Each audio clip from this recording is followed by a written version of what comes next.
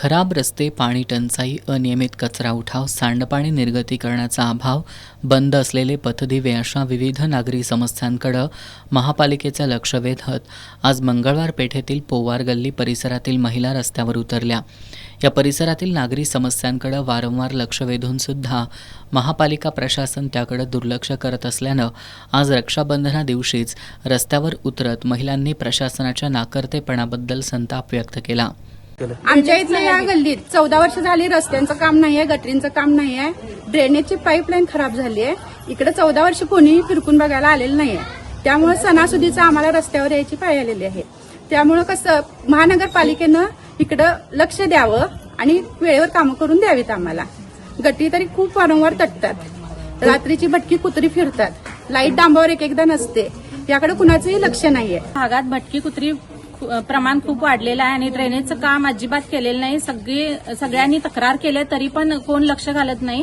प्रशासनाने याची खबरदारी घेतली पाहिजे आणि गटारी पण नवीन करून दिल्या पाहिजे. रोड तर एकदम खराब झालेत, लहान मुलं खेळतात, गटारीत पडतात मुलं आणि रोगराई पसरलेली आहे आणि डासांचं प्रमाण वाढलेलं आहे. त्यामुळं वरचेवर इथं साफसफाई केली पाहिजे रोजच्या रोज आणि कचऱ्याची गाडी इथं वरपर्यंत आलीच पाहिजे. कारण वरती आले नसल्यामुळं सगळं गटारी सगळ्या तुंबलेल्या असतात.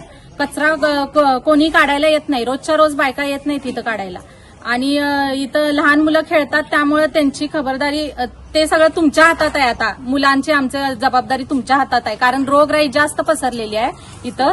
त्यामुळं आम्ही त्याला जबाबदार नाही. काय झालं तर प्रशासनाने याची खबरदारी घेतली पाहिजे आणि डासांचं प्रमाण खूपच वाढलेलं आहे. डेंग्यूचा आजार पसरलेला आहे इथं आणि ह्या इथल्या लोकांच्या समस्या ह्या सोडवल्याच पाहिजेत तुम्ही. एकीकडे आज महिला रक्षाबंधनाच्या निमित्तानं पोलीस दलासह प्रशासनातील विविध घटकांबद्दल कृतज्ञता व्यक्त करत असताना मंगळवार पेठेतील महिलांना मात्र महापालिका प्रशासनाच्या निषेधासाठी रस्त्यावर उतरावं लागलं.